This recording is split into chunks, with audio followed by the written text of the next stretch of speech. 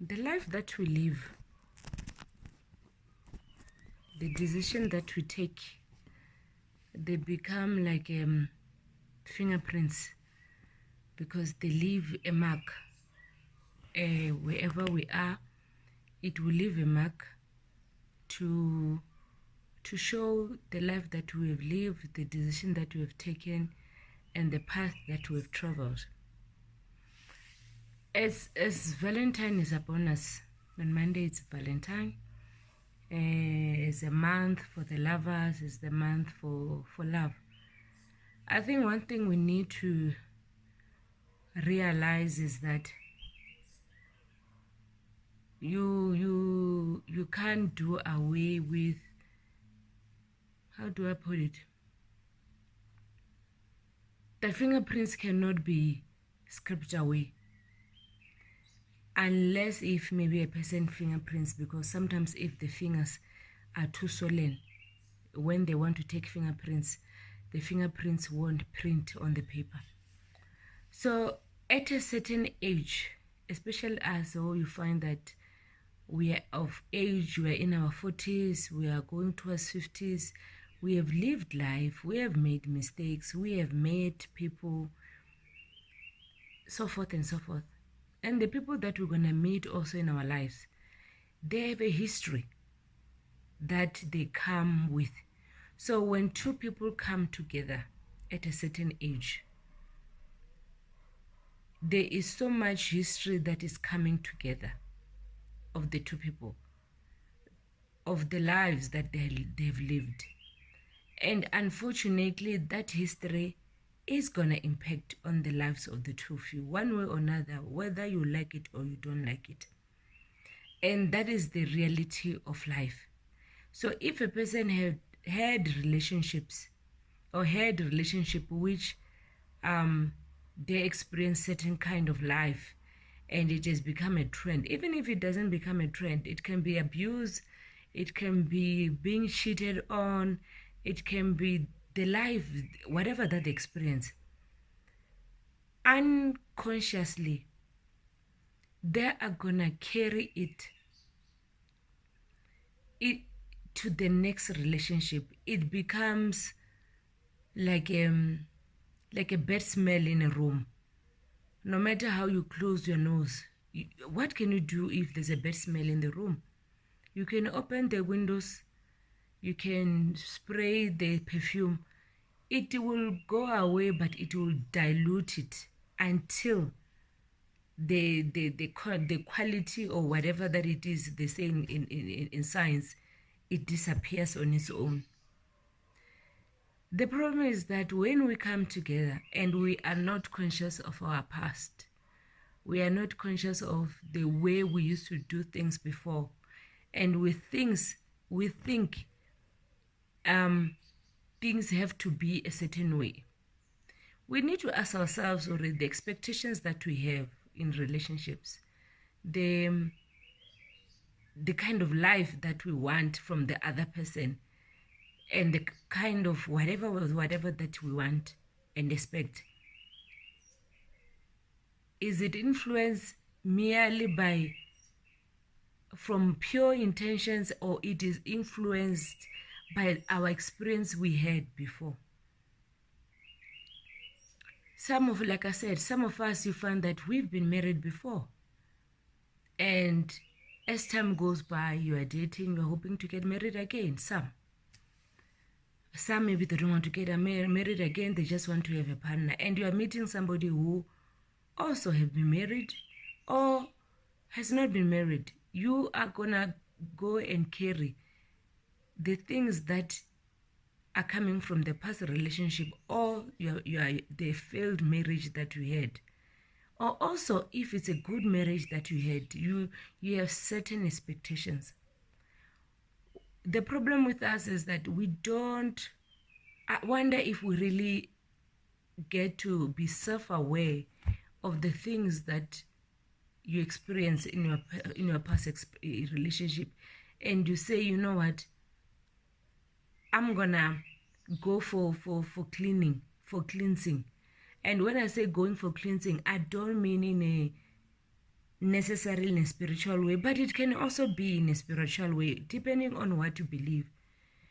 So if you have a partner, you find that before they were abusive, the way they talk, you find that you'll be defensive, even on little things. You overreact over everything. If you find that you had a partner who used to spoil you, you find that you expect the next partner to spoil you, to do things at a certain way. What is important is that we need to ask ourselves, like I said before, our character, that is, I do believe character does evolve, our habits and everything. Is it truly originally from us, or is the fingerprints which are left on us, on our mind, on our thinking, on our spirit, because of the things that we went through? You meet someone, I wrote a status, I think last week, I was saying, it becomes difficult. Let's say an example. Some of us, you find that we have brothers, and they've been married to their wives for years, and we formed a bond with their wives, because they became like sisters to us. The next thing, the marriage is broken up, and the marriage broke down, and it's difficult to let go of that bond that you have with your sister-in-law. Sometimes there may be children, sometimes there may not be children. There are so many memories which are there.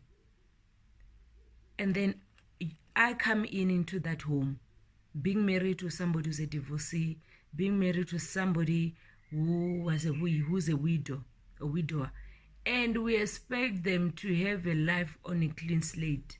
How is that when they had a life before? Relationships were formed, relatives were formed. So when you are getting involved with somebody who's got children, who's got, they may not be married, because people have children who are not married.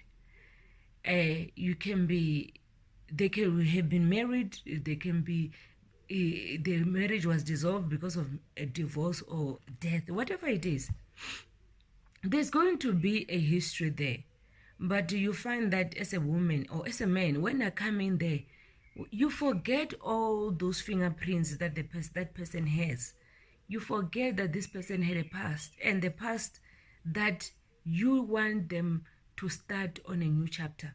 Yes, it's possible to start on a new chapter, but the new chapter will be influenced on what happened in their lives before.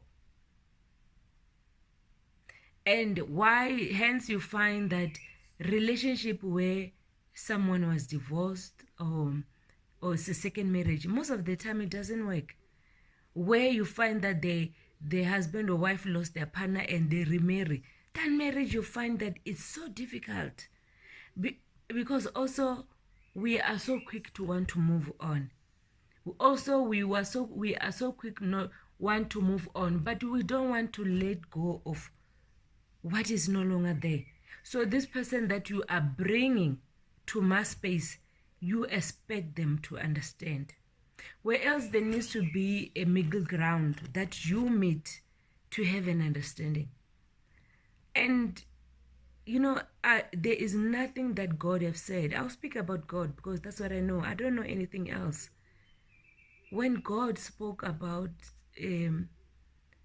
purity and living a pure life and making right decision, and I'm not saying living a pure life means that life is gonna be smooth for you. That's not what I'm saying, because it's not like that. But you find that we have jumped from one relationship to another. We've got a history.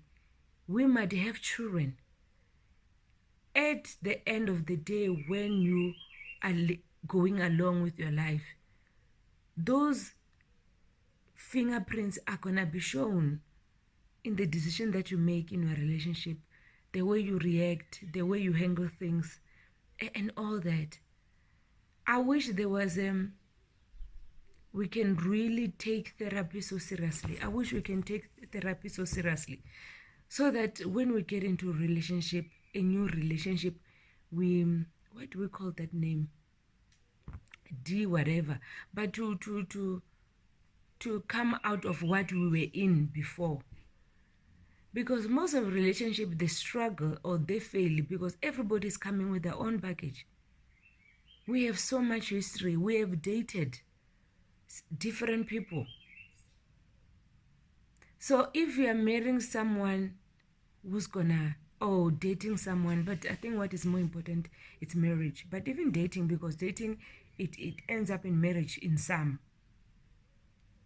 Be cautious of your history. Be cautious of your partner history. Be open-minded on talking.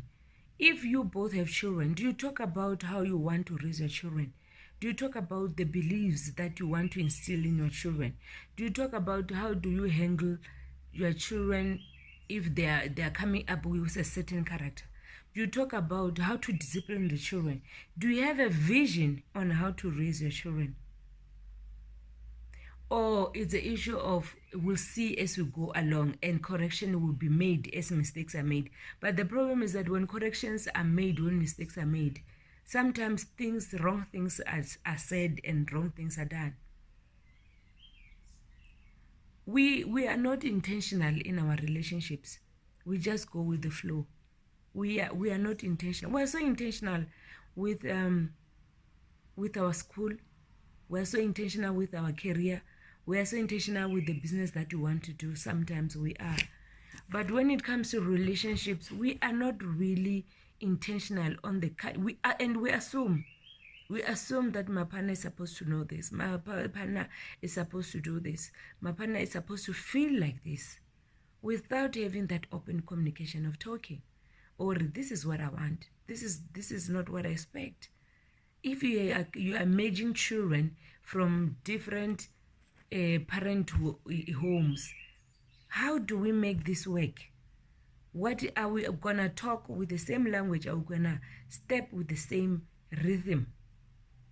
It is so important. So as we are celebrating this month of love, my question is that the decision that we make, or as partners and everything, are they intentional? Because love is intentional. Love is not all over the place. Love is intentional. Love knows what it wants. Are you clear now? Are you also having unrealistic expectations? And sometimes we come into a relationship with the holier than thou attitude. You feel that your background is better. You feel that you made the best decisions compared to your partner. And whatever that you're going to handle or what you're going to tackle, you be having that attitude that you are more intelligent, you made better decision than them. So let us be intentional with this love, and let us not be delusional in the love that we get ourselves into. The circumstances, we ignore the circumstances. We act like, like I said, those fingerprints don't exist. It's like a policeman or whatever, a police force, when they're doing investigation and they don't check fingerprints. We have to go back at the fingerprints, where they've been, who they belong to, and what are the implications of those fingerprints.